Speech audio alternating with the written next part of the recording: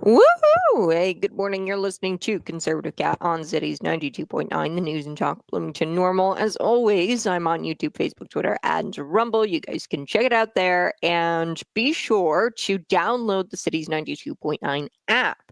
When you're on the go, don't miss a second of our shows. We've got Glenn Beck up after me, Vince, The Vince Show, Sean Hannity, Mark Levin, Mark Lee Van Camp and Robbins, and of course, Charlie Kirk. You won't want to miss any of these shows, and don't miss it when you're on the go. So download the app today. Real quick, I want to get into a few of these stories, things that are very, very important this morning. Illinois motorists are they're going to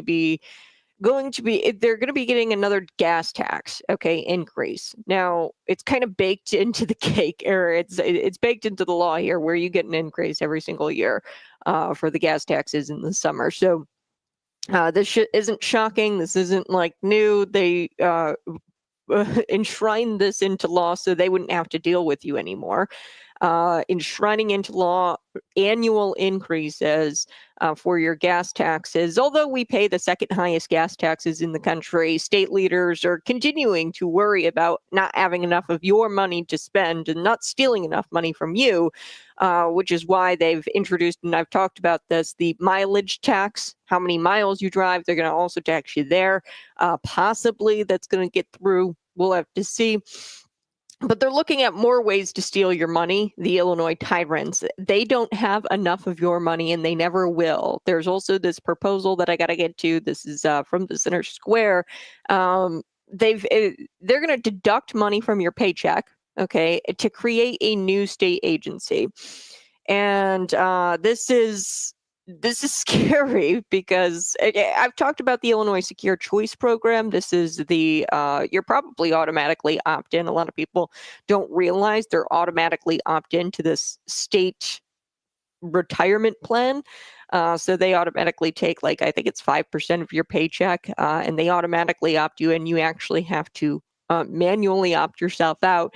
And they take money from your paycheck and put it into a retirement savings. Now, the people who are asset managers of that fund, all of Illinoisans who are opt-in automatically, by the way, to this Illinois Secure Choice Program, the asset managers of that are BlackRock and some other, Democrat. I mean, this is like a way of saying thank you to BlackRock for contributing to the Tides Foundation, which is Governor J.B. Pritzker and George Soros backed. They made them the asset managers. From what I can understand, this fund, it's going to create a state agency, and it's the Paid Family Leave program. It's a state agency that would dole out dollars, would dole out paid family leave. So we're going to get to that. This is really important stuff. Plus the Head Start programs. There's Head Start programs that are suing the Trump administration over federal cuts. Critics, of course, have said for years now that there is a misuse and a lack of impact with these programs. And I'd have to agree, being that I have actually a little bit of personal experience with this. My family has used this before, or my their foster kids. A lot of the kids in Head Start programs are foster. Not a lot. I would say a smaller percentage. I think it's 8% or something like that. I'd have to look those numbers up one more time. But there's this percentage of kids who are foster kids in these Head Start programs. But really, it's for super low income families. It's taxpayer funded daycare. That's what the Head Start program is. Now, when you get into the numbers of this thing and you massage the numbers a little bit, you start to shake out the corruption. Okay. So you start to see these exorbitant salaries getting paid to executive directors and presidents of these programs. And we are dishing out billions of dollars for this taxpayer funded daycare. And you would think if the taxpayers, I wouldn't even necessarily mind. I mean, I'm a conservative. I don't agree with daycare as a premise in generally. I think that it's dumb. Just be with your kids, right? Cancel your Netflix subscription. Don't drive the, Mercedes, the two Mercedes in the driveway. Karen, you don't need your granite countertops. You need to take care of your dang kids, right? So I disagree with daycare as just principle, out of principle. However, if we were going to do this taxpayer-funded daycare thing, it should probably, and we're spending billions of dollars on this program, it should probably, I don't know, have an impact on these kids, but it just doesn't. Head Start is typically for very, very young children. We're talking babies, okay? And you're not getting a whole lot of impact there. All they really need at that age is to mimic their parents and to look at facial expressions.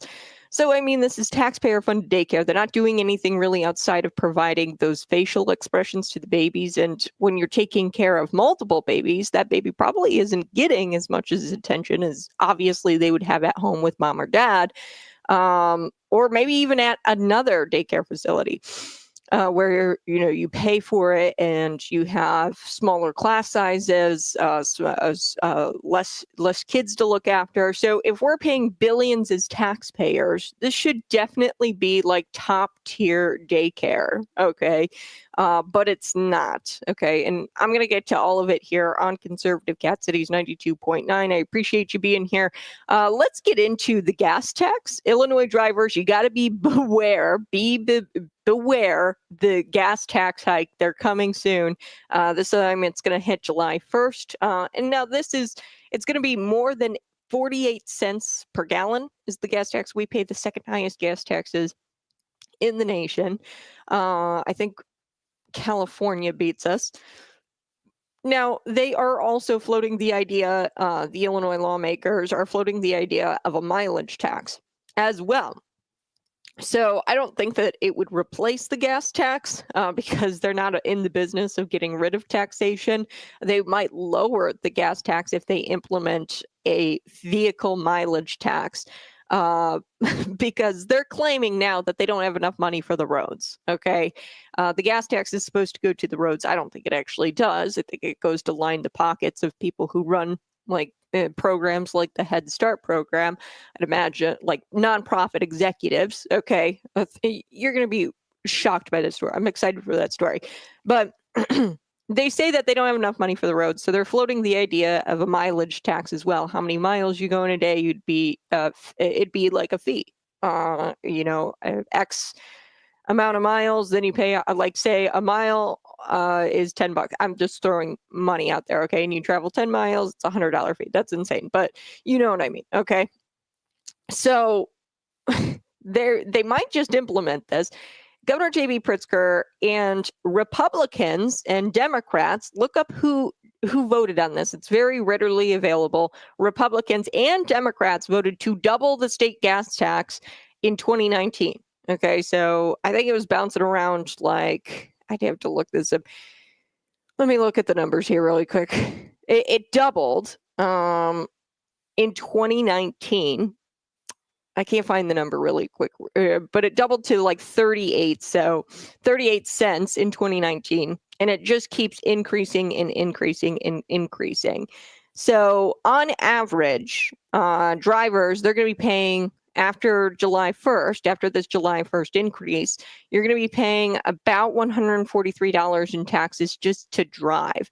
So yeah, that's wild. $143 just to drive. That's approximately what it's going to cost you, the average. Now, you might travel more than that, depending on where you work. Maybe you commute a couple of hours, which is not your normal commuter time, or maybe you commute an hour or so. That's not even your normal commuter time. You're going to be paying more than $143 annually. This is insane. Illinoisans in counties such as Cook, Kane, Lake, DuPage, McHenry, and Will have local gas taxes rising. So we do have a local gas tax. McLean County, it's just not rising from what I understand. But I mean, when you add up all of the layers, Illinoisans pay more than 85 cents per gallon in taxes alone. Okay, so 85 cents per gallon on taxes alone. Illinois and California are the only states taxing above 80 cents per gallon. Okay, so when you add up the state tax, which is over 48 cents, and then your local municipality around 85 cents per gallon on taxes alone. That's insane. So automatic gas tax hikes were baked in. The lawmakers baked this in because, of course, they didn't want to face you over these unpopular increases. So they just said, okay, we're going to do a sweeping increase, and it's just going to increase every single year. And Illinois is one of the only few states that calculate sales tax and other taxes and fees after other taxes and fees have been applied. So essentially, you're taxing the taxes. So it doesn't go after or off the subtotal, it goes off the total, and then the tax is calculated. So they're essentially taxing you on the taxes, which is hilarious, on top of other driving costs such as, tolls, licensing fees. The state collected $6 billion from drivers, I think, like last year. Yeah, over $6 billion last year from drivers. Okay, on licensing, I just had to pay my licensing. It was $151, which is insane. And then you look to our neighboring state, $40. It's triple what our neighboring states are charging for the licensing phase, or for like the little sticker on the back of your car. It's wild. So they're getting fewer drivers on the road as well, and increasing, over time, their collection. Okay, so it's increased to $6 billion just this last year. They collected from drivers. That's your gas tax, that's your tolls, and your licensing fee. But they did this with fewer drivers on the road. So there's fewer drivers. The number of registered passenger vehicles in Illinois went down went down by more than 580,000 from 2018 to 2024. Okay, so that's probably because there's a max exodus of population here. So they're collecting more money, but there's less people. It's kind of like the public schools, right? They've got less student enrollment, but they're taxing you more, which makes no sense. Okay, there's less people on the road, so that should mean, hey, less maintenance on the road and things like that. Why would you need more money if there's less cars? The state is getting an extra $2 billion from fewer people, from 2019. So from 2018, it increased by $2 billion. And they're still planning and plotting to get more from you with the mileage tax or mileage fee. I don't know how exactly they're going to do it. They're going to probably charge you per mile, but we'll have to see. And they want more gas tax. If they want more gas tax revenue, a good first step would be to attract more people to the state, right, and be competitive. Maybe lower your gas tax, because that would actually bring more people to the state. It doesn't have to be that exorbitant. Okay, it's over 48 cents. It doesn't have to be that exorbitant. Okay, lower it a little bit, and then you get more people to the state, and then your gas tax revenue increases. I just don't understand how this is hard for them to get this. The gas tax in a neighboring state is way cheaper, and you probably like if you're on the line there of Indiana, you're going to go over to Indiana, fill up there because the gas is cheaper, and you're not going to be collecting that revenue. So raising costs makes residents look to other states. Okay, they're going to fill up in other neighboring states, or they're just going to move there entirely, which we've already started to see. Again, these are regressive taxes, so these disproportionately hurt middle to low income families. Okay, so especially those with older, less fuel efficient cars. If you don't have like a brand new car and it's not very fuel efficient, it disproportionately affects you, because you got to obviously pay more taxes because your car is burning gas at a higher rate. Okay. And you, the middle, so regressive tax means you pay the same amount as the guy who makes, $300,000 a year or something like that, or very, very rich, like rich guy, poor guy, they pay the same. So you would think that Democrats would be against this, but they're not. Their whole tax the rich is a regressive tax. But see, this is proof that Democrats say one thing and then they do another thing. But also Republicans voted for this as well. I'm not going to name names because I've done it before, but they voted to double the state gas tax in 2019. That's why you're paying, like, it was $38 in 2019, and now it's ballooned to 48 cents. So it's 10 cents more here in 2025, and that's going to be implemented. Like I said, that increase to 48 cents, over 48 cents, that's going to happen on July 1st of 2025. So be expecting that. I'll be right back. You're listening to Conservative Cat.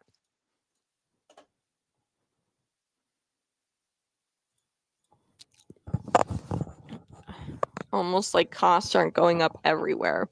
Yeah, well, they've been going up and up and up, but I'm talking specifically about Illinois. There are only 2 states in the nation that tax at like this kind of, like, tax more than 48 cents per gallon.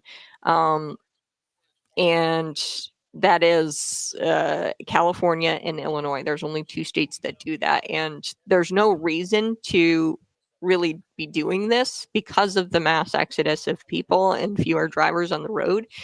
So, yeah, I mean, cost is going up everywhere, but cost is going up astronomically when it comes to the state of Illinois.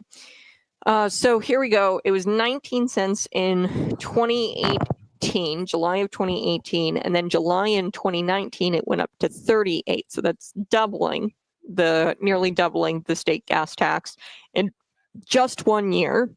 And then we're already with these, baked in increases.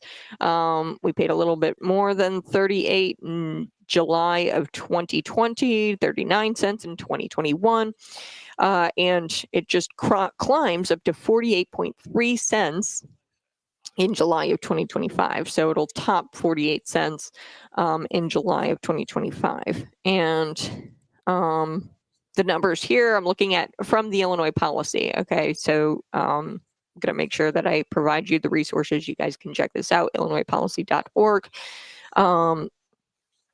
In 2019, they collected $4.3 billion, okay, from driver's fees, taxes, this is your licensing fees, your tolls, and things like that. Okay, that was $4.3 billion in 2018. It is ballooned to $6.2 billion in 2025 is what they've collected in tolls, gas taxes, motor vehicle and operators licenses. Okay, so they're getting $2 billion extra dollars. But here's the rub, folks. We're seeing less drivers on the road. Why would you need more money at $6.2 billion if there's less drivers?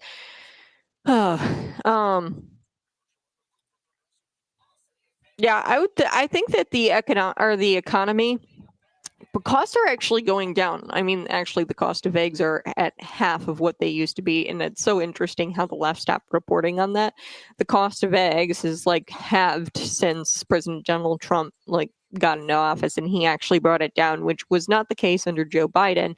When he entered, the price of eggs doubled, and it continued to go up. And within the first 2 months of Trump's presidency, those were Biden egg prices. Okay, it was rolled over and he brought them down.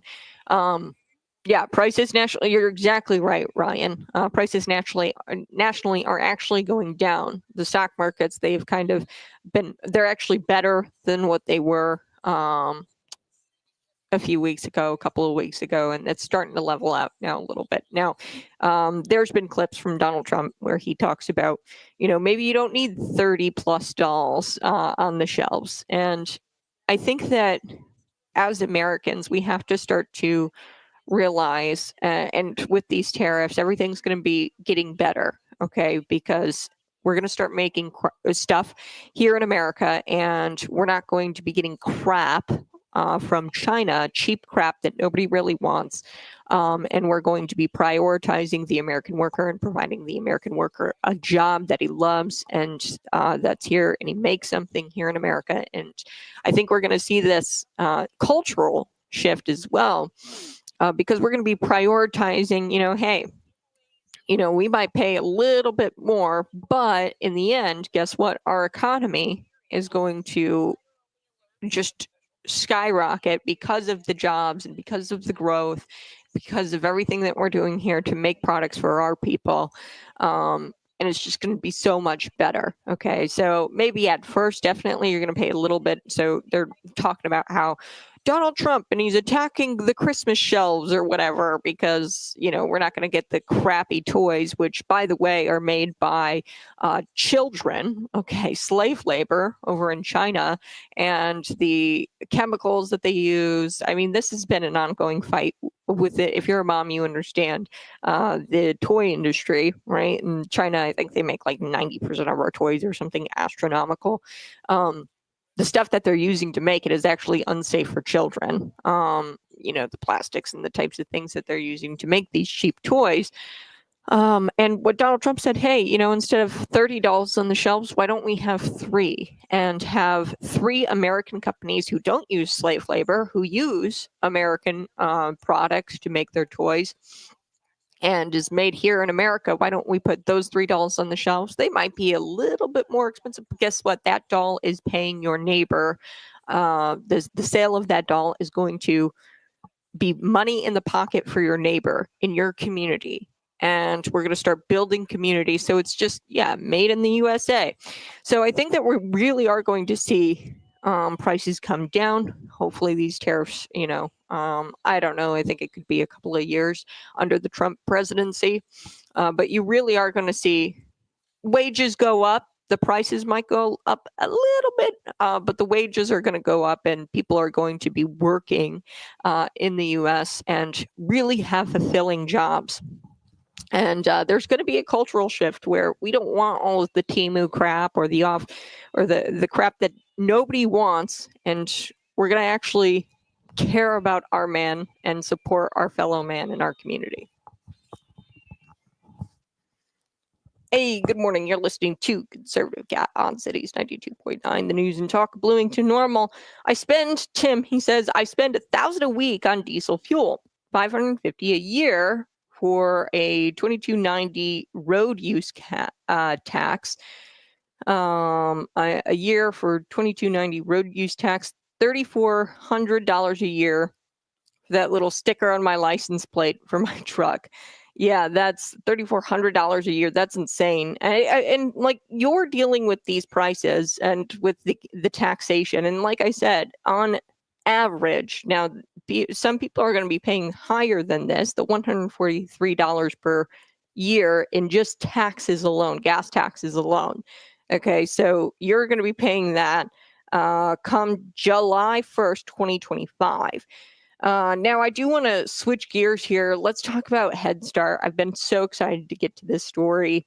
Head Start programs in Illinois and several other states, they're suing the Trump administration because they are cutting federal funding. And when I say cutting, it's really just eliminating the bloat. They're not getting rid of the program from what I understand, although there would definitely be reason to get rid of this program. Fundamentally and just philosophically, I disagree with the program. Taxpayer-funded daycare is not something we should be doing. But critics argue that this program specifically lacks academic impact and it's plagued with misuse. So Head Start, if you do some digging, and this is really interesting. I have, a personal interaction with Head Start. I've been in a Head Start, like I've seen the way the daycare kind of looks. It's just straight up a daycare. Okay, there's nothing special about it, especially at that age. You're not going to be learning much of anything. Okay, and this is how they pitch it. They'll say, oh, you're going to learn something. The kids are going to learn something. Okay, they are literally babies. And at that age, all they really need is like social interaction and somebody smiling at them and interacting with them. And you can get that pretty much anywhere at any daycare. And why would we be paying billions for something that we shouldn't be paying necessarily billions for? So Head Start is ran by a nonprofit organization called Start Early, which received $70 million in taxpayer funds this fiscal year. So Start Early, the Chicago branch, received nearly $70 million in taxpayer funds the fiscal year of 2024. Now, that's according to an audit that was conducted because they had quote, inadequate internal controls. Yikes. So they were audited because they had inadequate internal controls. Now we're going to get to the exorbitant salaries of some of these folks who are paid in Head Start. And, they're like, oh, the kids, we need to take care of the kids and we love the kids. Okay, but like Sarah is getting over $300,000 in a paycheck, or no, not even. We're talking $500,000 a year in a salary to be the executive director of this thing. But yeah, it's for the kids. Yeah, give me a break. I'll be right back. You're listening to Conservative Cat.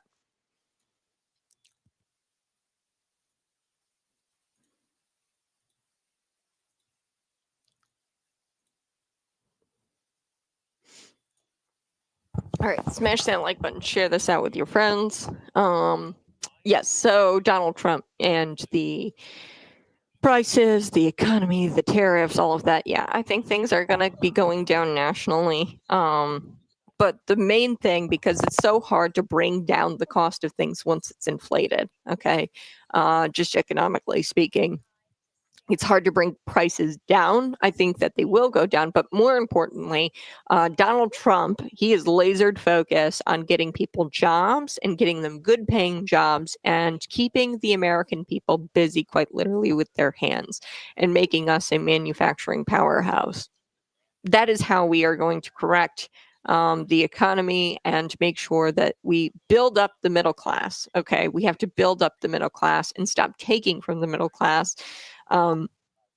And essentially getting rid of the middle class. I mean, that's what they're doing with the taxation. They're getting rid of the middle class. And at this point, all we have are the uber elite who are typically in the public sector or the CEOs of, corporations. And then you have the subsidized poor. Okay, so the poor people the plebs who are forced into, essentially taking taxpayer benefits. And, we've suckled at the middle class for so long, and we were getting into really a hierarchy. Okay, so we've suckled at this or at the middle class, and we've almost completely destroyed the middle class. And now we're left with the people who get the pennies, the leftovers from the lords and ladies. Okay, so we've got lords and ladies. Because they've taken and they've skimmed off the top and they throw pennies, at the lower class individuals. Okay, that's what the your CEOs and things, but it's not necessarily, these evil CEOs.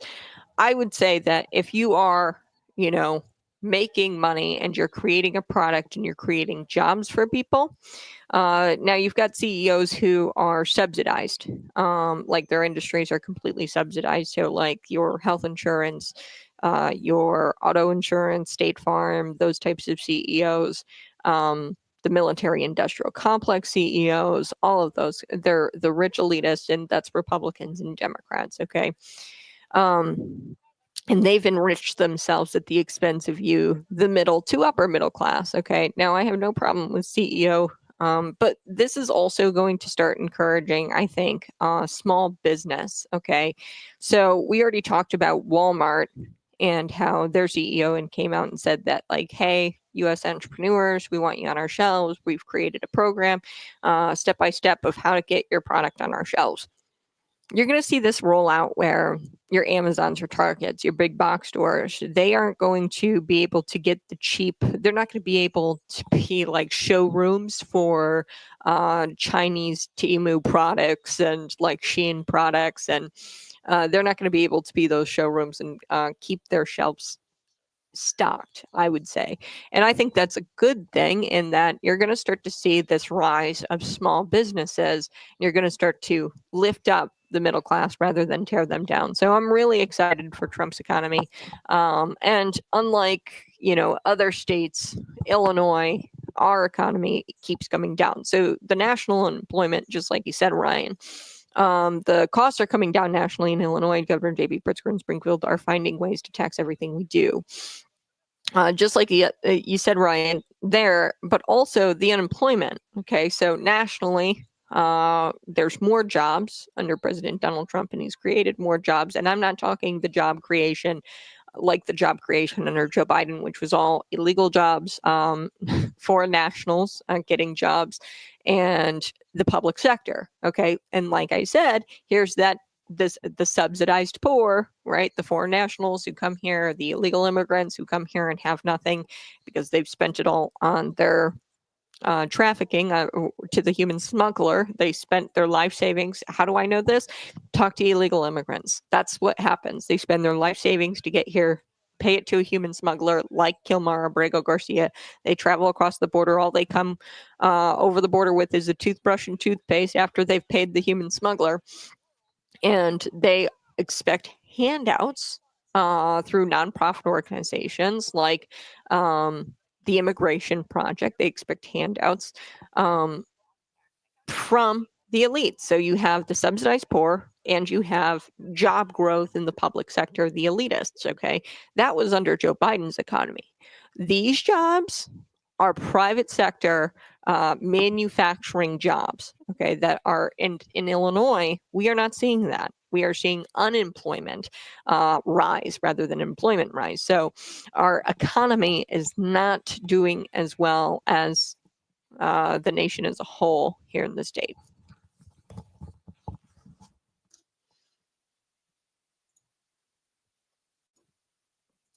Hey, good morning. You're listening to Conservative Cat Cities 92.9. The Illinois Tyrants, they want to deduct more from your paycheck. I am going to be getting to this here in just a little bit. You won't believe it. This is a proposal. It would deduct an amount from your paycheck, and your employer would have to contribute to it as well.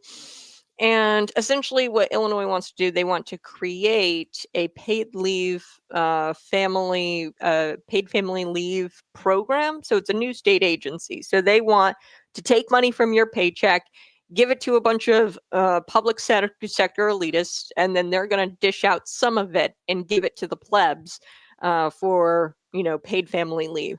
And you, the middle class or the higher middle class, you are not going to probably benefit from this program at all because you have to apply to get the paid leave through this program. So we're going to get to that here in just a little bit. I do want to wrap up this Head Start story because this is really important, folks. This is where your money's going. When they say, oh, the kids, I promise you it's not going to the kids. It's going to people like Sarah Rittling and Governor Bruce Browner's wife. Now, she hasn't collected a salary according to some of these tax filings. But it's interesting. This audit shows that $70 million. Now, this is the Start Early Chicago branch, like the Illinois branch, okay, of Start Early. So Start Early is the nonprofit that administers the Head Start program. So Head Start is essentially taxpayer daycare, okay, for very, very young children. We're talking newborn practically to like preschool age, okay? And Executive Director Sarah Rittling, who's also the president of First 5 Action. She earned over $600,000 in a combined salary from First 5 Action and from Start Early, according to 2022 tax records. Okay, I don't know why, but nonprofit organizations, they don't have the most recent tax records. So this is the one that I could find, the most recent, 2022. I don't know why, but I can't find their tax records. All nonprofit, I don't know why they are they given extensions or whatever? I don't know. But the former education policy advisor and expert Tony Kinnett said Head Start is taxpayer-funded daycare. It's basically taxpayer-funded daycare because, like I said, this Head Start program, the way it's pitched is, you get to learn something, and we have professionals running this thing, and you're going to learn a ton, and your children are going to be so far ahead of everybody else because they're in the Head Start program. That's not true. Okay, there's no way that is even close to what's happening, because when you look at this thing, Start Early, just because the education starts a little bit early does not mean that they're going to be so far ahead. That's dumb, because at that age, there's not really a whole lot of learning, like math, reading, writing. You can't really teach that stuff. So all they're really supposed to get at that age is interaction with the parents and with human beings in their faces, and they mimic Okay, so at that age, it's all about mimicking. So here's what Knet said. He said, you have these bloated salary individuals who can't tell you exactly what they're doing because they're not doing anything, newsflash. They're just providing social interaction, which the child can get literally anywhere from mom and dad or from any other daycare. They're not doing anything different from, just providing social interaction other than traditional preschool method of preschool early education. And they're not doing anything different outside of really just this traditional method of social interaction. And it's not really providing any like long-lasting benefit. Diana Rauner, so she's the wife of former Governor Bruce Rauner. She's the treasurer of First Five Action, and she's also the president of Start Early, which is so interesting. They've got multiple organizations. So First Five Action is like they solely exist to lobby. And Start Early administers the Head Start program. But you're starting to see what's going on here. It's not really about the kids, it's about the politicians. Knet explained that politicians on both sides kind of buy into this feel-good language of the lobbyists. So if you've ever had a friend, and this is the way Tony puts it, Tony Knet, he says, if you've ever had a friend whose kid is like an electrician or a doctor, and they swear up and down that he is the best in the profession, you have to go to John. He is the best electrician, and I swear by his services, you have to hire him. And he's actually the worst guy you've ever worked with, and that's what this is like, okay? So Diana Rauner probably has some connections, right? I mean, her husband was governor, for Pete's sakes. She probably has some connections, some friends in the state house. She says, you have to dole out taxpayer dollars. Okay, you have to do this because I know Sarah. She's got this amazing credential. She's got a degree. You have to give her money. And essentially, you have an individual who keeps subsidizing somebody's bad career. Okay. And that's kind of like the former governor's wife. When it comes to Head Start, the electrician example, okay, you're subsidizing this guy's bad career. He wouldn't be able to make it on his own if you weren't constantly getting him jobs and advocating for him. Okay, so if Diana Rauner wasn't to essentially advocate for Head Start programs, they probably wouldn't exist in that they would never get the money because they wouldn't be able to prove themselves because there is no long-lasting benefit of these programs. So I like how he says it here, the education policy advisor and expert, Tony Knet, he says, quote, I don't think it's insidious corruption, but like the handshaking, the backroom deals, the smirking, I don't think it's that.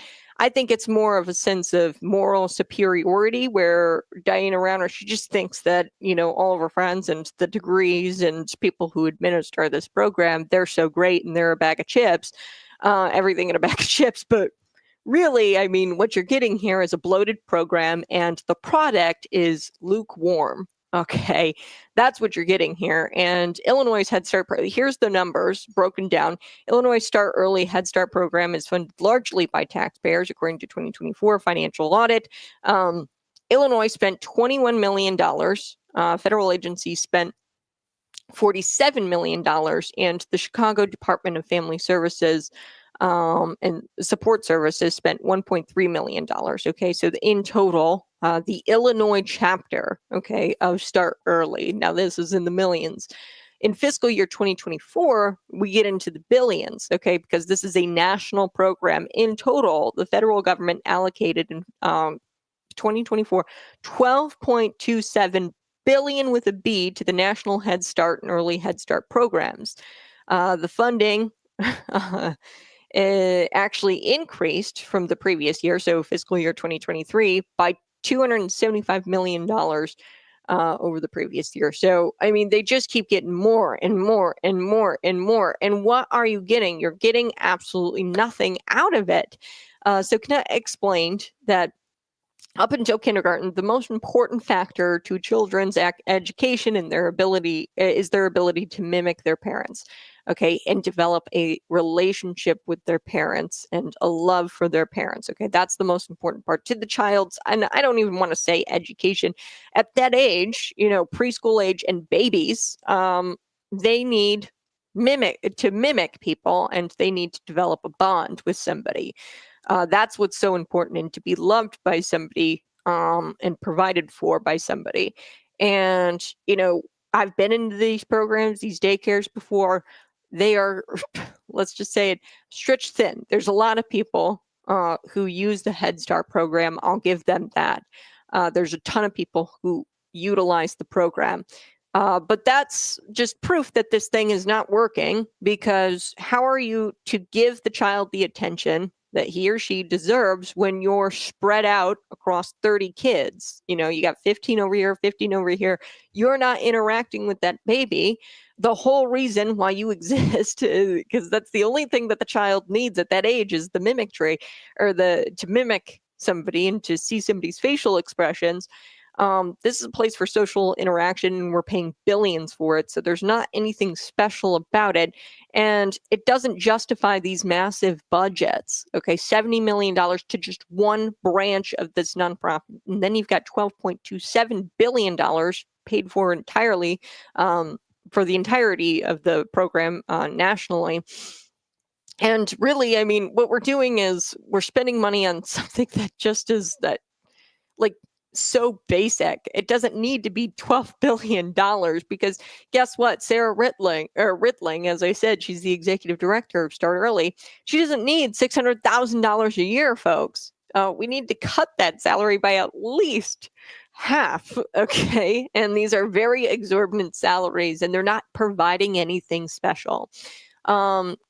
He argued that childhood programs like Head Start should be done locally or privately funded and not backed by federal dollars. He said, quote, Head Start is like one of those trendy burger joints, okay? And it's called the Millennial Burger. So you get a $40 burger, right? And it's flavorless. It doesn't have fries. And they slap a label on it, and they call them handhelds. And let me tell you about our vision. Let me tell you about the style. And, look at the black ceilings and the atmosphere. But there is actually no substance to this burger. It tastes pretty bland. And you'd much rather go and spend your money to an In-N-Out somewhere. There's better quality and it's lower cost. There are great daycares out there.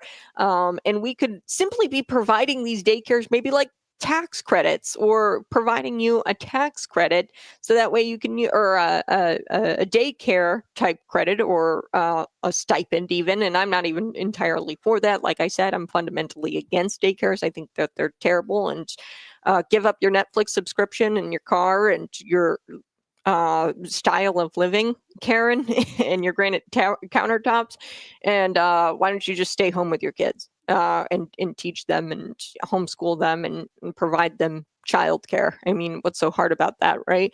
But like I said, there's great daycares out there, and it should just be, give them some tax credits to go get childcare. Give moms and dads everywhere child tax credits. And why in the world are we, spending $27 billion on this program? It makes no sense. It's the trendy burger of daycares, and there's really nothing of substance.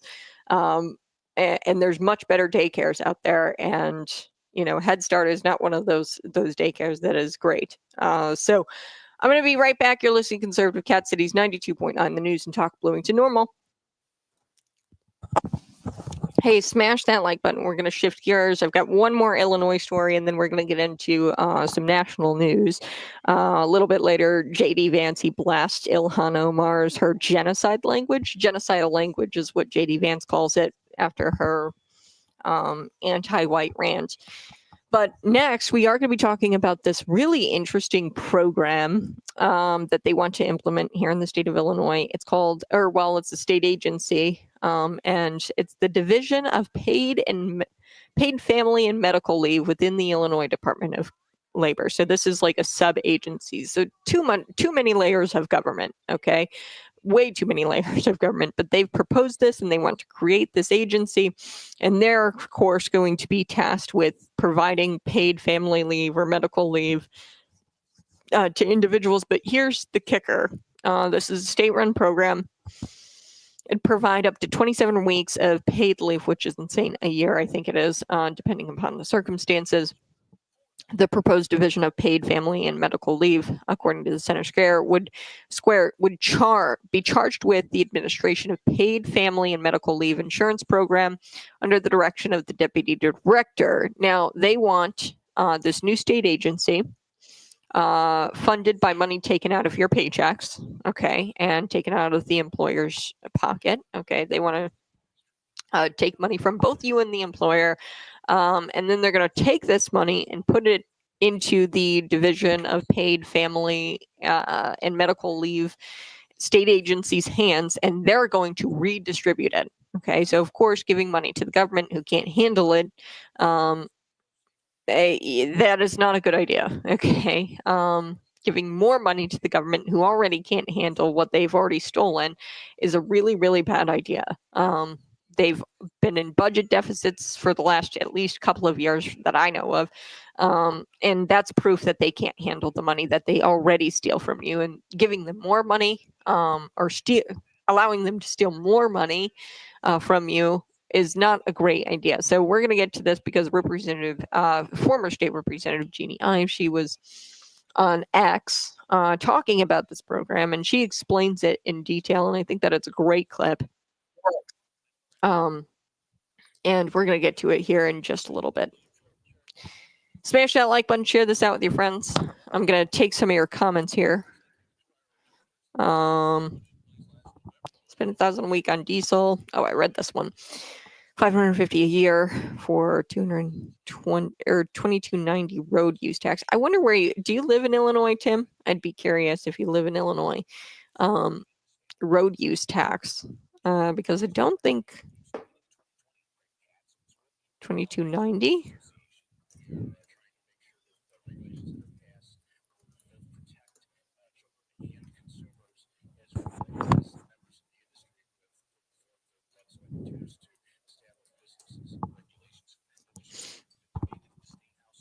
Oh, heavy vehicle. Okay. So there is a federal heavy vehicle tax form that you have to fill out. It's a $22.90. Okay. Okay, I see. I'm starting to understand now. I was confused because I didn't understand, or because I was like, oh, Illinois doesn't have the road use tax. So there's only like one other state, and it's not California, surprisingly. I'm pretty sure there's only one other state who has a road use tax just for like cars generally. Now, because you're using a heavy vehicle, you have to pay, I think it's like federal taxes on that. So you said how much? A year on diesel fuel. So I spend $1,000 a week on diesel fuel, $550 a year for my road use tax because you have a heavy vehicle. Now, what they're debating in road use tax, okay, so that's probably not like a mileage tax. Is that just, it's probably just one, I'd be curious. So is it a one-time fee of $550, or is it a rate that you have to pay based on your?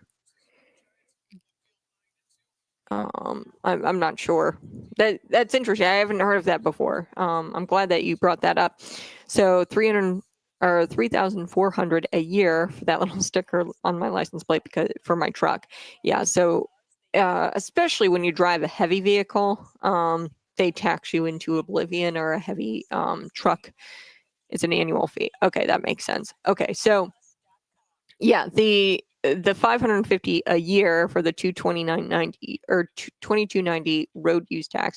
So we're going to be probably implementing, or at least the state of Illinois is going to be implementing a mileage tax. And there's already road use tax. Okay, so the premise of the mileage tax is that you're going to get taxed on the roads that you use, right, and how much you use the roads, and that's going to go to repairing the roads. But we already have stuff like that, as Tim is paying. So I appreciated, Tim, the information. I didn't even really know that, so it's more proof that why the hell would we need a mileage tax? You guys already get a ton of money already.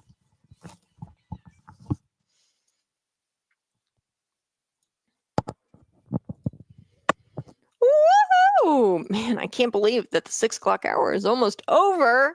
We are going to be giving away a deluxe Caribbean cruise. Win a Caribbean cruise from Expedia Cruises in Cities 92.9. You can register for the cruise and become a finalist. Thank you so much for attending the Deep End Tap cruise stop yesterday. It was great to see some of you out there, and we'll be taking entries and drawing 2 finalists to win a prize pack and then qualify for a spot at our grand prize giveaway on June 26th at the Smash House Tavern in Bloomington. And if you want a complete list of our cruise stops, you can go to cities929.com. The next one is Friday, May 16th at the Eagles Club from 5 to 7 p.m. Okay, from 5 to 7 p.m. Oh, no. I lied. Don't listen to me. I looked at the wrong thing. So Eagles Club, it's May 16th, and I'm going to double check the date on that. I think it's like 12 to 2 or something like that. So go to the website, check it out. Eagles Club is going to be our next one. And then we've got more. So those are ever changing. So you guys are going to want to check it out at cities929.com. We're giving away a Caribbean cruise. This is the best giveaway that Cities has ever done. Okay, so when we come back, I'm going to be telling you a little bit about this state agency. Now, this is an Illinois story, and then I promise we're going to get into national news, but this is really important because they're going to be deducting things from your paycheck if this passes. So this is a paid leave proposal in the Illinois Senate, and it would be a direct tax on workers and employers. Okay, so State Senator Ram Villavelam, he proposed creating the Division of Paid Family and Medical Leave with the Illinois Department of Labor with this bill. It's called Senate Bill 2432. So Noah Finley, according to the Center Square, is the Illinois State Director for the National Federation of Independent Business. Now, this bill, in essence, is a jobs tax. It's going to be a direct tax on workers and employers in Illinois. Finley said that the measure would take money from employee paychecks to form a new state agency. So essentially what this is going to be, okay, let's just, summarize this. This is going to be a new state agency funded by money taken out of your paycheck, okay, to provide paid leave to people. And you're not necessarily going to be getting that paid leave, okay? They're taking your money and they're redistributing it to applicants for this paid leave and medical leave. And of course, giving more money to the government who can't already handle your money, as evident by their many, many budget deficits. Every year, it seems like they're in a budget deficit and they can't run things correctly and spend your money even correctly because they're out of it every single year, and then they have to come back with more taxes. We're going to come back, and Jeannie Ives, she's a former state representative of Illinois, and she explains this in detail on X video. So we're going to come back and talk about this state managed paid leave program. This is just wild. I can't believe that they even had the cojones to introduce something like this. I'll be right back. You're listening to Conservative Cat.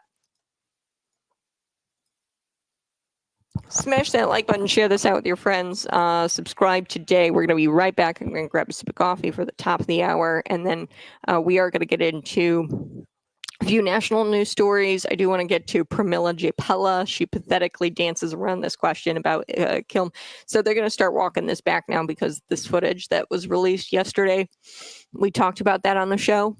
But now she dances around this whole Kilmar Abrego Garcia question, and the left is going to start doing that. Smash that like button, share this out with your friends.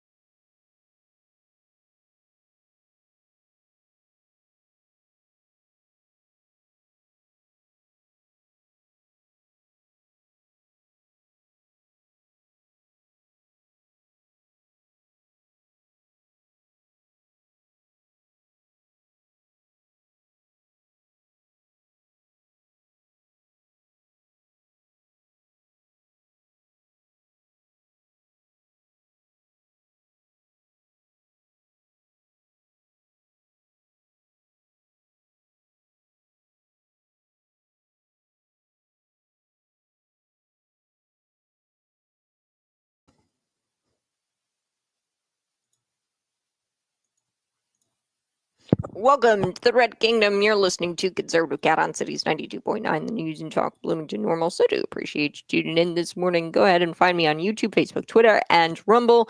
We've got one Illinois story, and then we're going to get into a little bit of national news this morning. J.D. Vance blasting Ilhan Omar for her, quote, genocidal language in her after her latest anti-white rant. So I love this. This was resurfaced video actually of Ilhan Omar, but JD Vance is reacting to it. We're gonna get to that. Plus, Trump says he's gonna reopen Alcatraz. Exciting. And I'll tell you why here in just a little bit. But before we took the break, I was telling you a little bit about Senate Bill 2413. This is a really big deal because they're going to be taking money out of your paycheck to give to the Division of Paid and Family Medical Leave. This is a new state agency, and they would be in charge. They would be charged with administration of a paid family and medical leave insurance program under the direction of the deputy director. Okay, so this would create a state-run program that would provide up to 27 weeks of paid leave, depending upon circumstances, for a wide variety of situations. Okay, so you'd get 27 weeks of paid leave, but you have to apply for it. Okay, that's the thing. Here's the rub here is you have to apply for it. So, for example, a worker making $100,000 a year. Okay, the employer and the worker both have to pay of that $100,000 a year. They have to pay.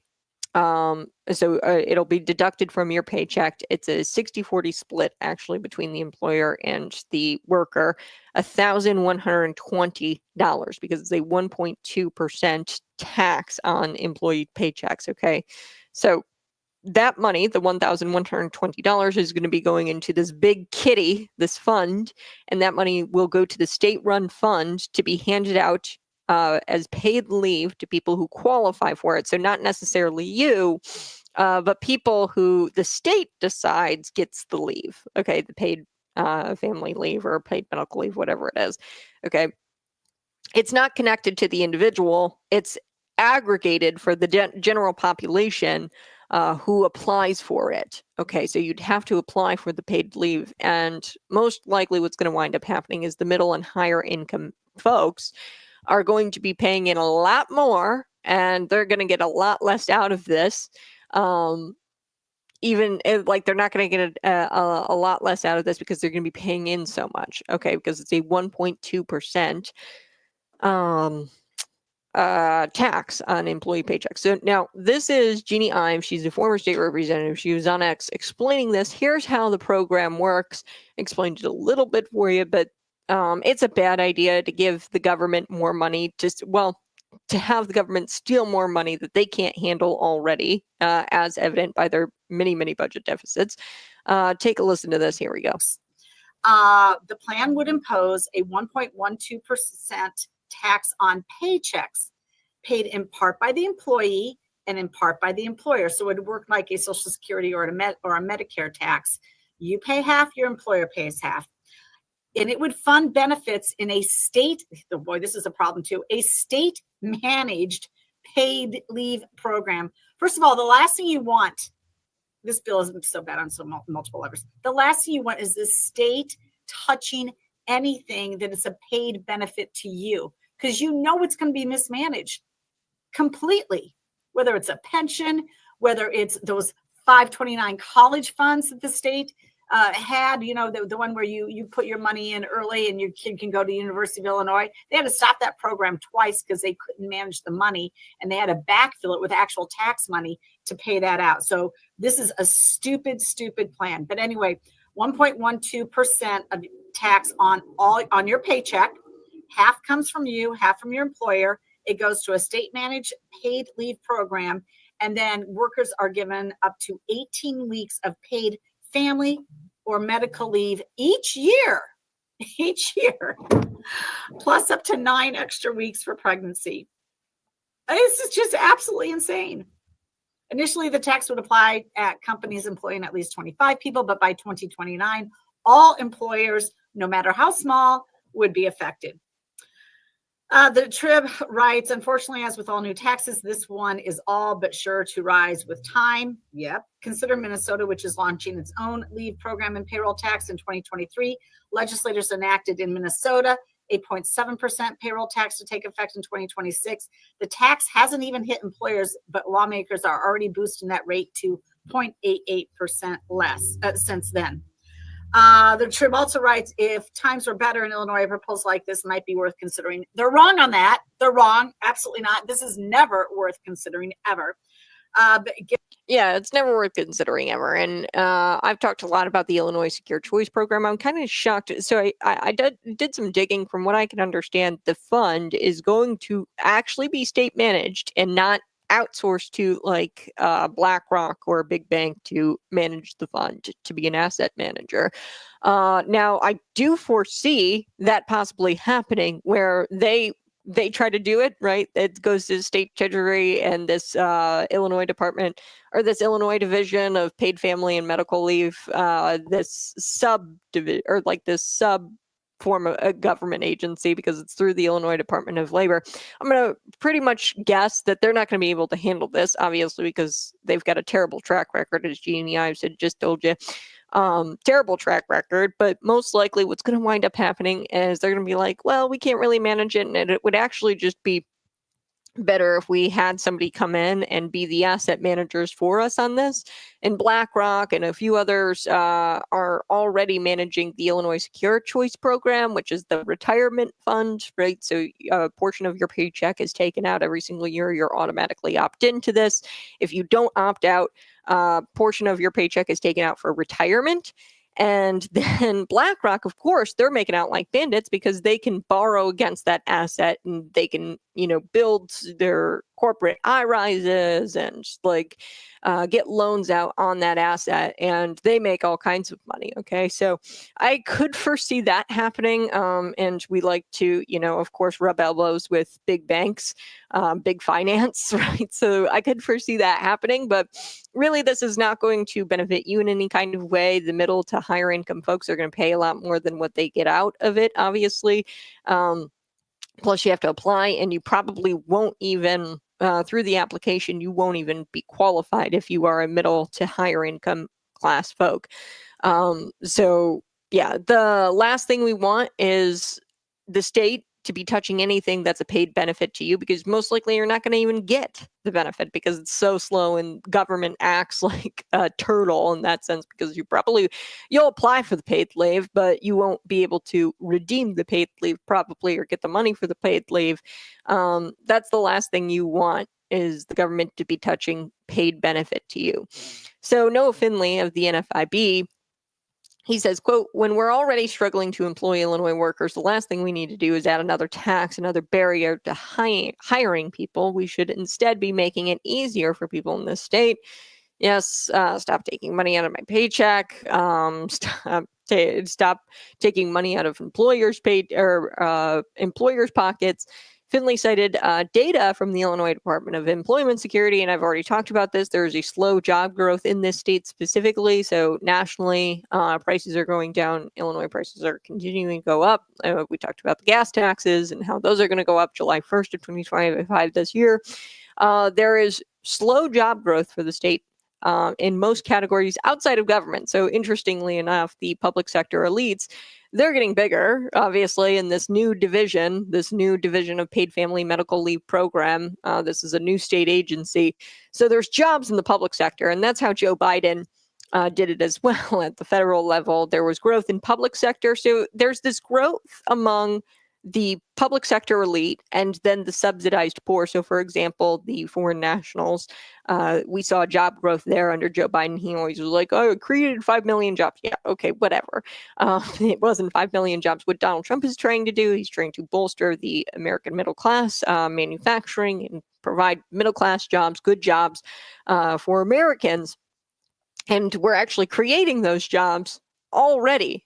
For example, the Belvidere plant in Illinois, the Stellantis plant, the Belvidere Stellantis plant, they've added like 2,000 jobs right here in the state of Illinois, because, the CEO was hanging out with Donald Trump for a couple of days, and shortly after that, then they reopened the Belvidere plant and brought all those jobs to the state. So Donald Trump is doing it. We're not doing a great job at it at a state level, because numbers from the Illinois Department of Employment Security show a slow job growth, except in the public sector. Plus, you've got this subsidized port. So what they're trying to do is tax you into oblivion, get rid of the middle class, and all we're going to be left with are the plebs who get pennies and the leftovers from the lords and ladies in the public sector and the elites of the public sector. That's what is going on here. And according to Finley, the smallest employers would suffer the most under SB 2413. He said that the bill would be exposing employers to potential lawsuits if they don't fully comply with this thing. So, like, if they don't actually contribute the, 60/40. So if they don't actually contribute to it and comply fully with this law under this legislation, outside interest groups can actually sue employers if they think that the employers are not complying fully with this law. Says Senate Bill 2413. It's currently on third reading, deadline May 9th in the Illinois Senate. So yeah, this could be a thing. And it's you got to have some cojones on you to introduce this thing, because I can't. Every which way you look at it, it's not going to benefit anybody, really. Okay, maybe if you apply for it and the state deems you worthy of paid leave, okay, maybe you get the 18 to 27 weeks paid leave. But even then, say like everybody gets the paid leave and this is just so happy, so hunky-dory, right? And everybody gets the paid leave. That's really not great for our economy either, because you're going to wind up pulling people away from their jobs and paying people for not actually creating things, okay, and actually working. And that's going to really cause our economy to take a nosedive. Yeah, so I've got to take a quick break, but you're listening to Conservative Cat. We're going to be back. I want to get to this Congresswoman. She's Pramila Jayapala is her name, or Japel. I don't know. She pathetically dances around this Kilmar Abrego Garcia thing. The left has been on this for weeks now, and they've made him like the poster child for immigration. And they're like, oh, look at, he's a Maryland man. He's a father. He's just such a great immigrant. And then this footage comes out, and I talked about the footage yesterday of him looking like a human trafficker. And now you're going to see this. The left is going to dance around questions, and this Kilmar Abrego Garcia story is going to be buried because of this footage coming out that shows him being an alleged human trafficker. So I'm going to be right back. You're listening to Conservative Cat Cities 92.9.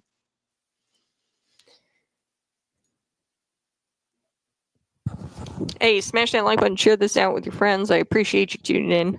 Go ahead and smash the like button while you're here. Yeah, we're getting to a point here in the state of Illinois where you have the public sector elite and the subsidized poor.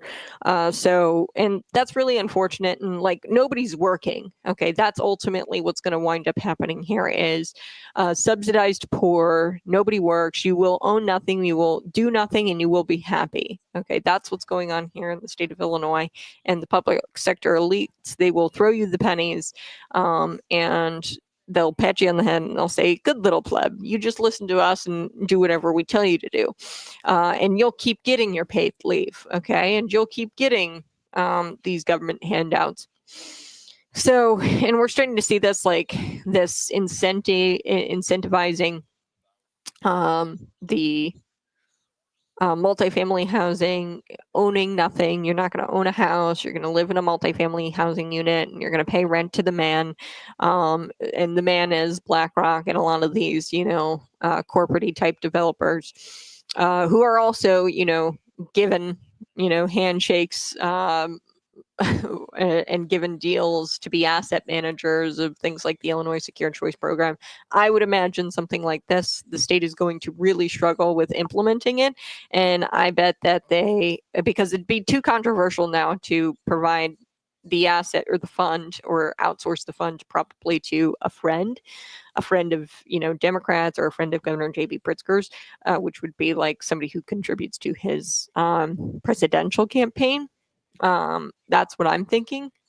Somebody contributes, a big finance bro, contributes to Governor J.B. Pritzker's campaign. Now, BlackRock is a good example, but there's several of these different banks out there that could, backdoor money to Governor J.B. Pritzker in exchange. They are the asset managers of Secure Choice Illinois, and then they will also be the asset managers potentially of this Now I don't know if it's going to be BlackRock, but I could foresee, Governor J.B. Pritzker, we know he wants to make a run for 2028. Okay, so I'm looking at this from a much different perspective. Why? Continue to ask yourself why 5 times and get down to the bottom of why they would want to do this. Because we all know that it's not to provide you paid leave so you could be home with your family, okay, and be nice to you. We know that that's not the reason. The reason is because they want that good chunk of money. And if they give that to, say, an asset manager, which would be like BlackRock, they've already done this with the Illinois Secure Choice Program. So look no further than the retirement program that Illinois has already come out with. Okay, so they're going to be doing this now with this fund because they are taking money out of your paycheck and they're putting it into a bank. Okay, right now it's going to the state treasury to manage that fund, and they're going to take applications to see who gets what paid leave, if who qualifies for this paid leave. And this is just, bogus for, obviously, for employers. They'd have to, abide by and fully comply with the paid leave. So if your worker, if you're, and they want to, by 2029, all employers. So if you have 5 workers on and 3 of them want to take the paid leave, okay, 3 of them want to take the paid leave, then you're left with 2 workers and you're screwed. Okay, so this is really bad for business. If you don't fully comply, so say you say to the third person here, and you're like, okay, I can't give you the paid leave right now because that would only leave me with 1 or 2 workers left. So I'm going to have to, not pay you this paid leave and not allow you to go and take this paid leave because I can't do it right now. I can't let you go because I've only got the 1 worker. And if they're not fully complying with that, then they're open to lawsuits, and we're going to shut down disproportionately a lot of these small businesses. But anyways, it's not about necessarily providing the paid leave and being friendly, all hunky-dory and whatnot with the Illinoisans and giving them something. They're benefiting from it. Somebody's going to be benefiting from this. What benefit do they get from this? Continue to ask yourself that question. So if they've got a big chunk of money, okay, Illinoisans all over get money deducted from their paychecks, it goes into a fund. Okay, now that means something because the asset manager can borrow against that. Okay, and right now it's managed by the state treasury and it's going to be managed by the state. But I foresee, hey, this is a bargaining chip for Governor J.B. Pritzker, possibly in his 2028 run. Hey, I've got this big chunk of money just sitting here waiting for you to borrow against it and waiting for you to use this to, build your skyscrapers and whatever. I've got this big chunk of money. Donate to my campaign, and the asset is yours. The fund is yours to manage. That's what I foresee happening here.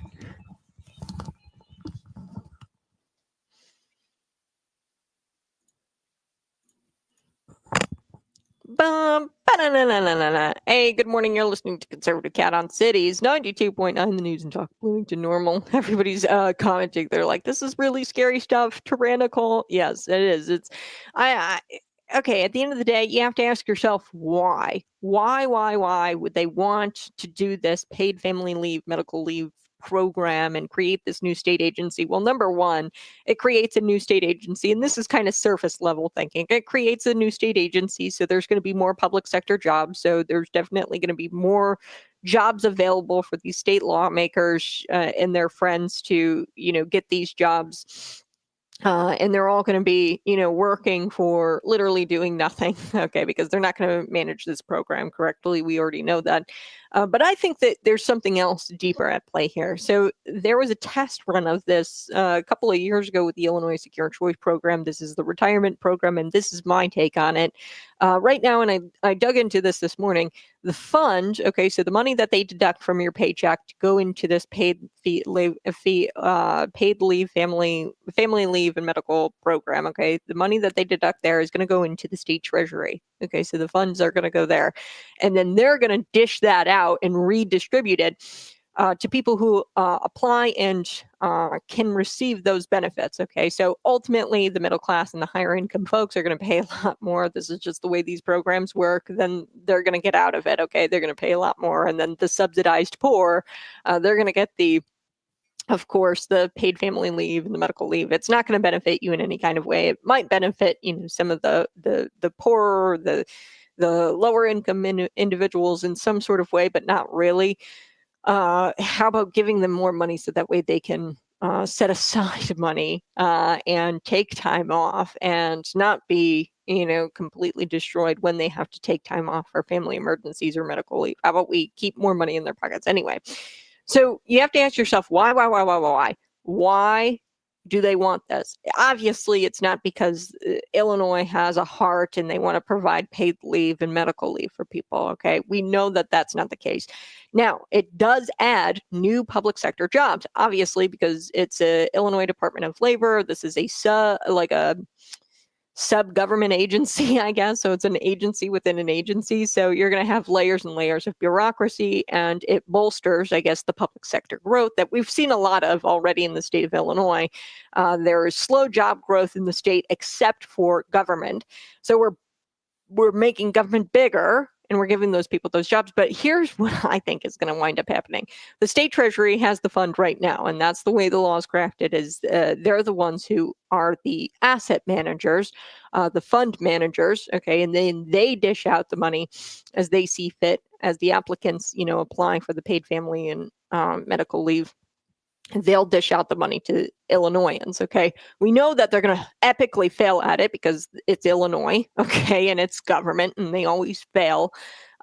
So they're going to wind up outsourcing this. I think that this is a bargaining chip for Governor J.B. Pritzker in 2028. Here's why. The Secure Choice Program, it was a test run, okay? So BlackRock, and there's another big bank that's an asset manager of that. This is the retirement program. So they take money out of your paycheck already, unless you opt out of this retirement program. They take money out of your paycheck automatically, and I think it's like 5% or something crazy like that. And they pull that money and they put it into a fund, which BlackRock and other big banks manage. And they can borrow against that money and bolster their, and really they're making tons of money because they can get loans for apartment buildings or corporate office buildings and things like that. So they're the asset managers. So here's what I think it is. It's a bargaining chip for Governor J.B. Pritzker. He's going to funnel all of this money into this state treasury fund. Okay. And this is just speculation on my part, but this is just good old-fashioned Illinois corruption, because you know that they're not in it for you. So they're going to funnel all of this money into this fund. And then ultimately in 2028, Governor J.B. Pritzker, as time gets closer, he's going to be look, to the highest bidder. Who wants to be the asset manager of this fund? And, get to borrow against it because, the state isn't going to manage it anymore. And the Democrats, they're going to pitch this. They're going to be like, well, we're going to outsource the management of this to save the taxpayers, right? And then they'll craft a bill the next legislative session in order to get a new asset manager of this and outsource it to a big bank. Okay, I'd imagine, unless they already have done this, which, tell you all you really need to know. But from what I can tell is that they haven't done that yet. But then in turn, the big banks, what they'll do is they'll donate to Governor J.B. Pritzker's campaign through the Tides Foundation or one of these several nonprofit organizations. The BlackRock will funnel that money in, and then those organizations will funnel that money to Governor J.B. Pritzker. It's all a big scam, and everybody's getting rich except you, middle class worker, American worker. Middle class to higher income folks, you are not going to be getting rich. Everybody else is going to be getting rich. Not even the lower class, because they're going to get the paid family leave. Okay, maybe they'll throw some pennies to the plebs, the elitists. But really, this is a money making operation for the elite. Okay, I do want to get to this. Just a month ago, Representative, she's a congresswoman. What's her name? It's Permilla J. I don't know. I've seen her multiple times, and she comes out with these stupid little press releases about Kilmar Abrego Garcia, just like a month ago. Okay, she came out with this press release talking about Kilmar Abrego Garcia and how the Trump administration is disappearing people and he's kidnapping people via these deportations, and he's taking people out of the middle of the night, and he's stealing them from their homes, and he's shipping them to these faraway lands, and he's shipping them to these prison camps, and he's violating people's human rights and their due process, right? This was a press release from this congresswoman. And this was all, of course, surrounding Kilmar Abrego Garcia. This story is going to vanish. Mark my words, it's going to vanish. So when we come back, she danced around this question, and it's quite hilarious to watch. I'll be right back.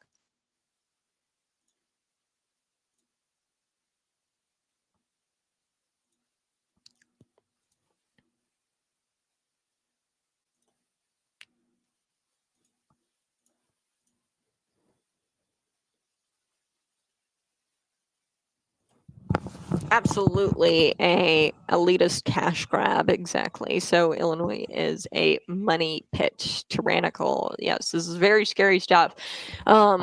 Now, I'd have to do a little bit more digging, but I really do think that it's just with the state treasury right now. But it's a bargaining chip. Hey, who's going to be the biggest bidder? Like, who's going to donate the most to my campaign if I provide you this fund to manage as an ad? Like, really, I think that's what ultimately what might happen. They do it with the Illinois Secure Choice Program. We'll have to see, but I mean, this is just absolutely wild. They're taking your money and then they're going to try to give it to people, and you won't benefit it at all in the form of a paid leave or medical leave, which at the end of the day, we know that that's not their true intentions, is to provide people paid medical leave and family leave. Like, come on. No, we know that the Illinois government is got ulterior motives all of the time. What's the alternative or the ulterior motive here is the question that you always have to ask yourself. They're going to have a big lump sum of money. Okay. And we know that they're not interested in managing that money because they're never managing it well. Okay. For example, people have such a hard time getting their benefits. Okay. At a federal level, even. But they have a hard time working with, Medicaid, Medicare, these types of programs. If you've ever been on these programs, it's a complete nightmare to navigate and to actually receive your benefits. People who foster children, DCFS, foster parents are supposed to get stipends. It takes forever to get them. Okay. Anything that has to do with the government, it is slow.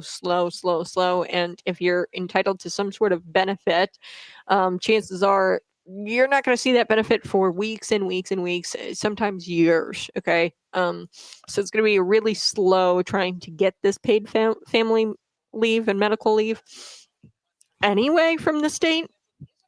So yeah, this is just it's all an elitist cash grab. That is the best way I mean, on top of, my theory, you're creating public sector jobs in the process. Sorry, excuse me. You're creating public sector jobs in the process. So automatically, this is a way to bolster the public sector and to grow the public sector. And they're ultimately going to get, money and jobs. And like, this is a way of saying, hey, thanks so much for donating to thanks so much for working on my campaign. So this is what I see a lot in the state of Illinois. If you work on somebody's campaign, they will go back, the lawmakers, they'll go back and they'll create public sector jobs for you and fill you into those public sector jobs that really aren't tasked with doing anything, making a difference. You're literally just a pencil pusher, and you move these papers to this to this desk. Okay, from this desk to this desk, your paper. Pencil pusher, paper shifter. Okay. And you might make some social media posts or something online. You don't really do much. Okay. So that is what they do. It was for the people who work on their campaigns, they create these public sector jobs and they say, hey, thanks so much for working on my campaign. Here's that job I promised you for putting in all those hours working on my campaign. I see this stuff happen all the time.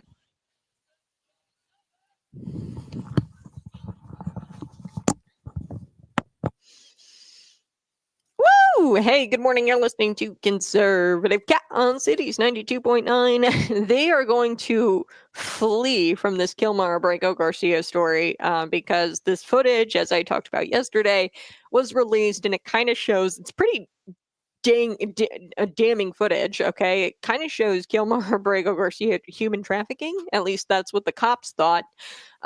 This is Representative Jayapal, Pramila Jayapal. I don't know. She had released, I know, a press release about a month ago, talking about how Trump was kidnapping people with these deportations, no due process, whatever. Now she's trying to dodge or dance around questions, and now she's pretending to care about the working class, and she's like dancing around questions surrounding Kilmar Abrego Garcia. So on immigration and a whole number of other issues right now are confused about their party's messaging.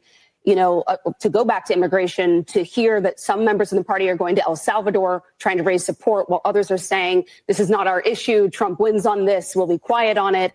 What's your message to people who are worried the Democrats still do not have their stuff together for this fight?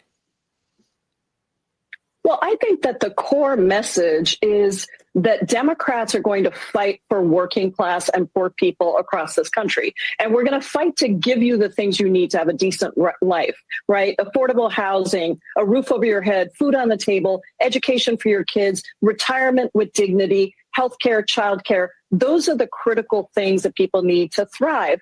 I think at the same time, you can have a very populist working class agenda that takes on the billionaires and the biggest corporations that are screwing a lot of Americans across this country right now. They're getting richer. Everybody else is getting poorer. But you can still have an inclusive tent that doesn't throw immigrants under the bus, that doesn't throw trans communities under the bus. Those are not two competing things. And I think most Democrats, and you're seeing this, most Democrats recognize that we have to stand up for our values. At the end of the day, we can't stick a finger up in the air and figure out where we think the polling is going to be and try to be a Republican light party. We actually have to be a Democratic party. We have to stand up for Democratic values, and we have to stand for things, not just against things. I say we got to be a proposition party, not just an opposition party. And then we got to fight for it, because a lot of people see us in bed with billionaires taking money on the campaign side, and at the same time trying to say that we're going to fight for regular working people. And I think we got to recognize that people can smell a rat, and they got to trust us to really make sure we deliver on the things we're promising.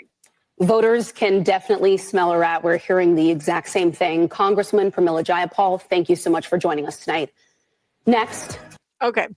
So firstly, the left's core message here is most definitely not fighting for working class people. They're all about, like I said, the public sector elite, the elitist, and then also the subsidized poor. That's their entire message. They want to throw you pennies, their leftovers, their scraps, okay, essentially.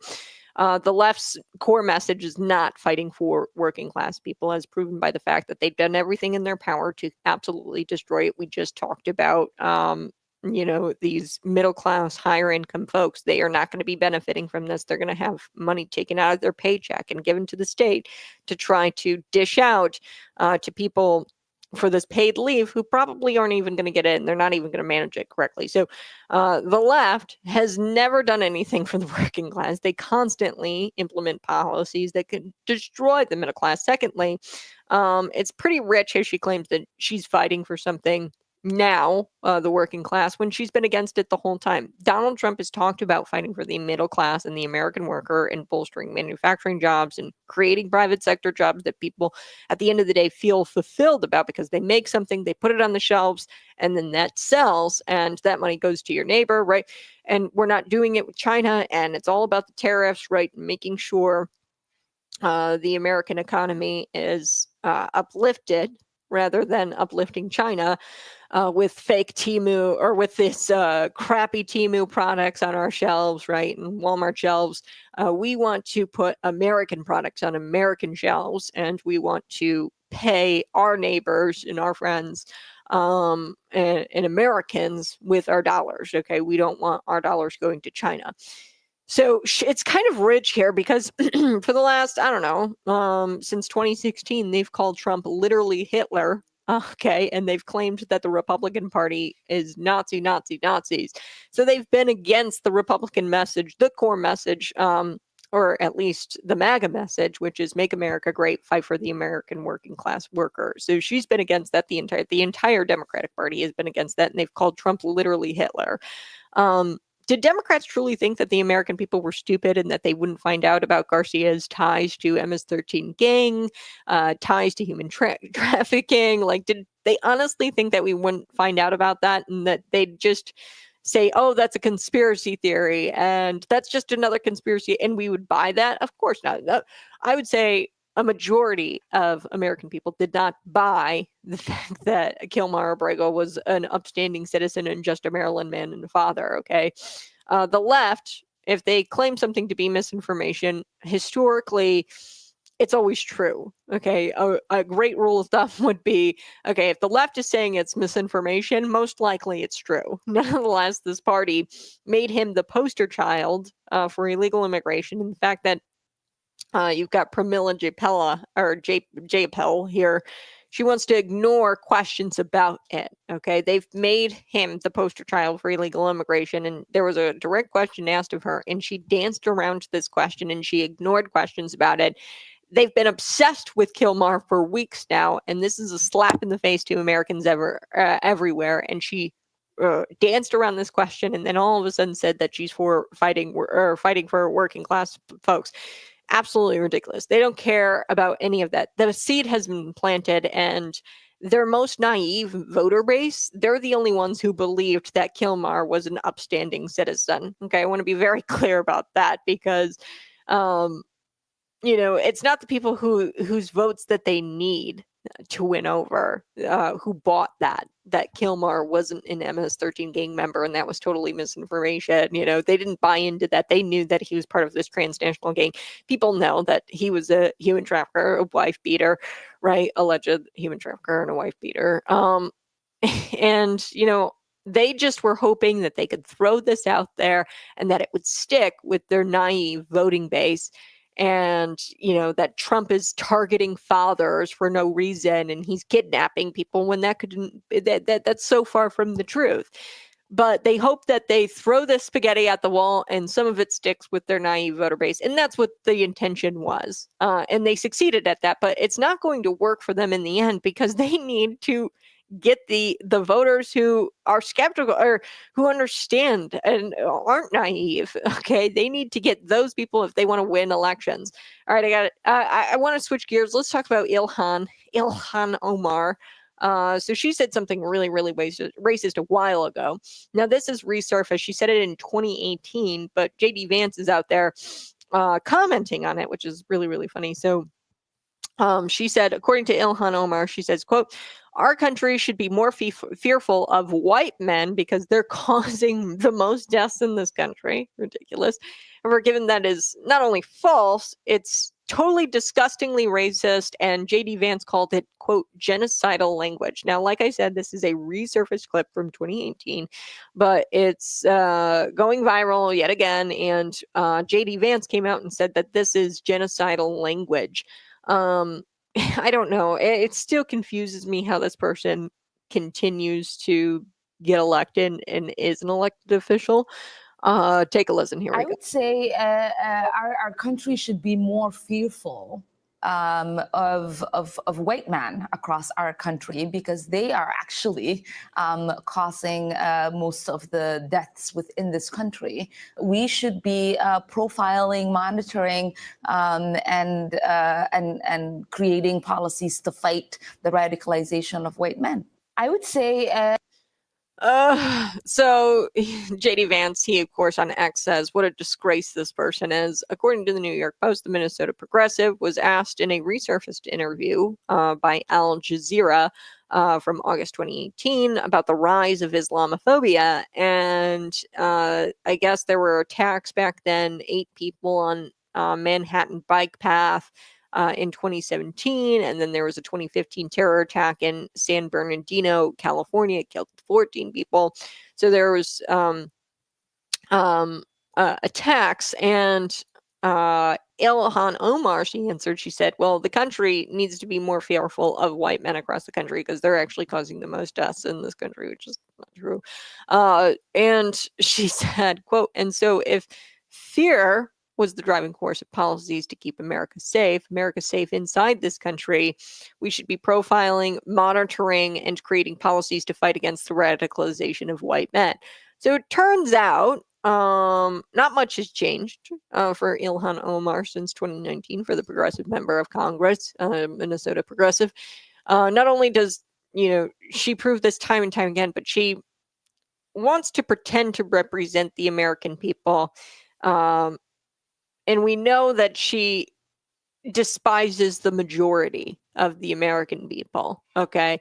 So she pretends to represent American people, but she will never stop proclaiming how much she hates white people, which are the majority of the American population. So the worst part is that, she didn't even really believe all of this nonsense that she spews out of her mouth hole. Okay. Because she's married to a white man. Okay, so if she truly did believe that white people in this country are the biggest threat and that we should be fearful of white men, we should monitor them and profile them and create policies to fight the radicalization of white people. If she really believed that, she probably wouldn't marry a white man, but she's married to a white man. Nothing she says, truly shows that she believes any of this.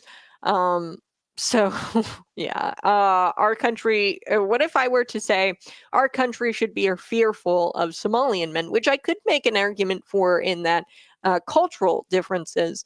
There are certain cultures that we should not accept here in America. Simply, there's certain cultural aspects of Somalia or other, Islamic nations where, pooping in the street is pretty normal, bathing in the street. So actually there was somebody I think in like the square, New York Square, like they were actually at a bucket and they were bathing themselves in public. And that's kind of stuff that you'd see in third world countries or other nations that don't look down upon that. I mean, culturally, they just don't look down upon it. And I could make an argument that you should be fearful of other cultures coming in to the American culture, which are not of our own. And yeah, it would be pretty freaky to see somebody publicly defecating or publicly bathing themselves when, in other parts of the world, that's not seen as something bad. We should see that as something bad and something we should fear. There is a natural fear that comes from, hey, this culture is different. I don't like it. I don't like people publicly defecating, and no, So, but I could imagine if like a government official somewhere claimed like we should be fearful of Somalian men. You'd never hear the end of it. If a government official had said something like that, you would never hear the end of it. She would scream at the sky, but because she says this about white men, somehow she gets a pass, which is absolutely ridiculous to me, and she should be fully condemned. And it's unfathomable as to why people elected her in the first place. Like I said, I think the American culture, and maybe I'm biased because I'm American, I think the American culture is superior. I think that we have based our culture off of Judeo-Christian values and of a morality, of a set of moral principles, where we don't have things like public defecation. That kind of stuff is illegal.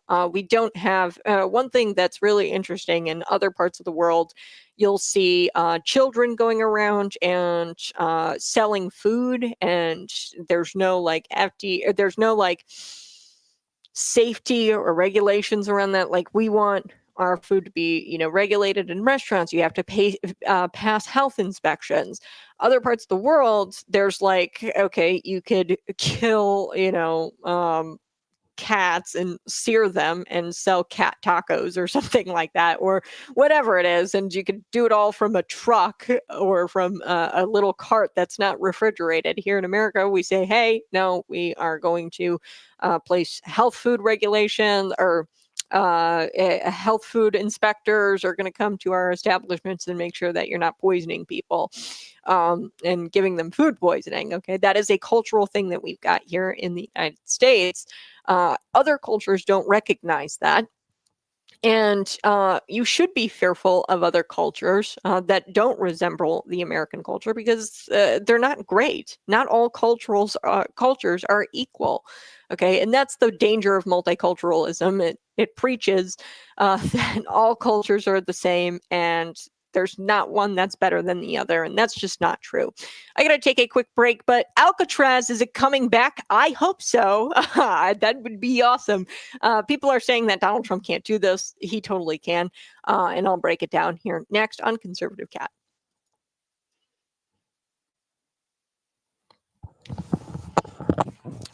So yeah, there's a definite flaw with multiculturalism, where they say that all cultures are the same or equal, and that's just not true. And there should be a level of fear when it comes to other cultures coming to the United States and coming to America and polluting. I'm just going to say this: our culture, and not assimilating to the American culture. The American culture is, I believe, and maybe I'm biased here, and okay, whatever. I think that people not publicly defecating, people not publicly showering or sponge bathing themselves in the middle of New York, New York City.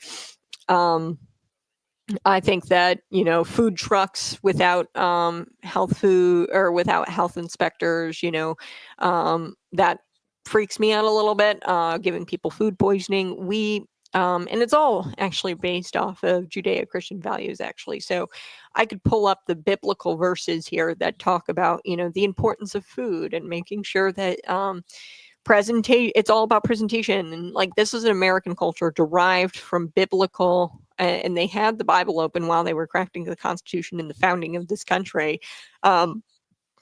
And there is a certain set of morals that we follow here in this country, whereas other countries don't do that. And to say that you're fearful of maybe Somalia would actually have some merit. Somalian people coming to the country, because they might bring their values here, and they might bring their culture here, and it's not reflective of the American culture, and I think it's inferior. There's some cultures where there's child brides, where there's where there's no such thing as rape, right? There's some cultures where they don't believe women can be raped, and that they're not allowed to say no. Okay, and in America, we don't have that. We have a very clear set of laws and principles that we follow here in this country, and you should be fearful of men who hold different values and have a different culture than you, than American culture. Okay, I wouldn't say, specifically if they assimilate and they abide by our laws and our culture, and they assimilate to the American culture here, and they like America and they're pro-America, then yeah, I say there's no reason to fear you. But yeah, fearing white men, no, she's just absolutely ridiculous. All right, I gotta take a quick break, but you're listening to Conservative Cat Cities 92.9.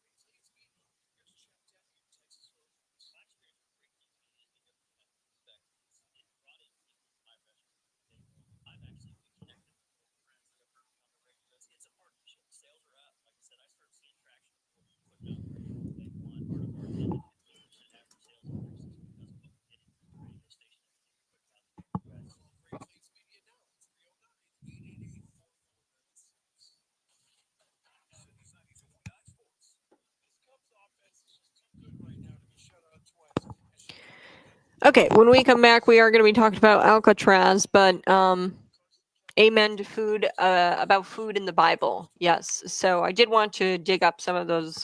You're exactly right. Leviticus 11. Amen. About food in the Bible. So the Bible's very clear about unclean and clean foods. And, you know, there is a certain level of moral laws surrounding food, and it's in Leviticus. Hard to get through, but there is dietary law.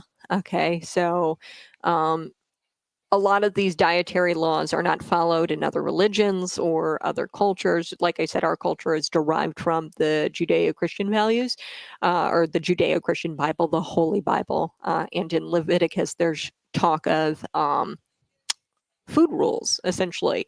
So it's really, really quite interesting. Here we go. Let's talk about it.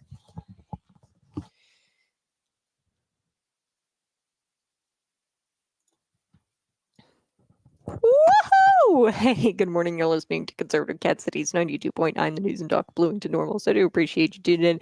Tomorrow, I'll get to Donald Trump and Alcatraz. Point is, Donald Trump, he's calling for Alcatraz, the notorious prison, now historical landmark in San Francisco, California, to be rebuilt and reopened to house some of the most violent criminals in the nation. So I'm really excited for this. He can do it. We'll get into it maybe tomorrow. I don't have a whole lot of time today, but before I go for today, we'll be back again tomorrow morning, 6 a.m. to 8 a.m.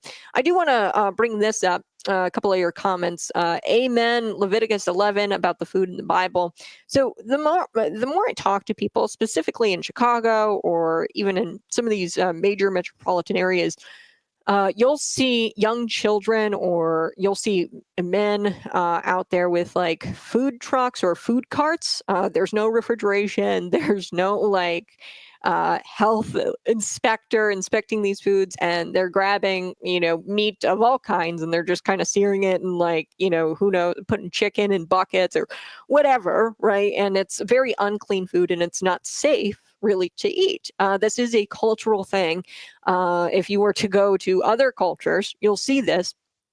And there's actually in the Holy Bible, Leviticus 11 defines which foods are permissible and which ones are forbidden for consumption. So there's clean and unclean animals. There's restrictions on meat and even how to keep meat and how to, I mean, there's food laws in the Bible. And actually, our health inspectors who come to our restaurants and inspect everything, it's all kind of derived off of Leviticus 11, which, you know, people say, oh, you know, Christian nationalism, get your Christian nationalism out here. The Bible was open while they were creating the founding documents of this country. And the culture, in my opinion, is superior in that the Holy Bible was open at the time of the founding of the country, and we have a culture that is derived from the Holy Bible. So you've got the Judeo-Christian values in there, and in Leviticus it talks about this very specifically, the clean and unclean foods. And you know, my point is multiculturalism is dumb.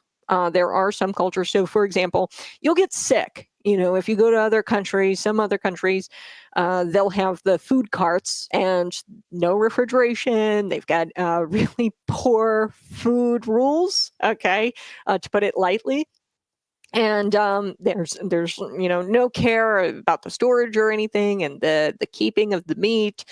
And they'll just feed you it, and ultimately you get food poisoning. You get sick a lot of the time. Okay, so our culture is superior in that way because of Leviticus 11 and the way our laws have been derived from the Holy Bible, which is absolutely incredible. So my point is, yeah, you should fear some other cultures.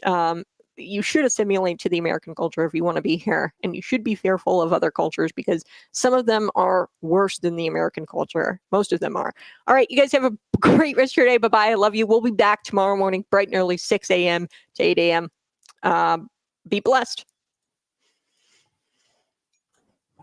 Okay, yeah, we'll be back tomorrow morning, and I'll be talking about Alcatraz a little bit, probably in the beginning, and then we'll have more news for you. But go ahead, while you're here, smash that like button, share this out with your friends, and I'll talk to you soon.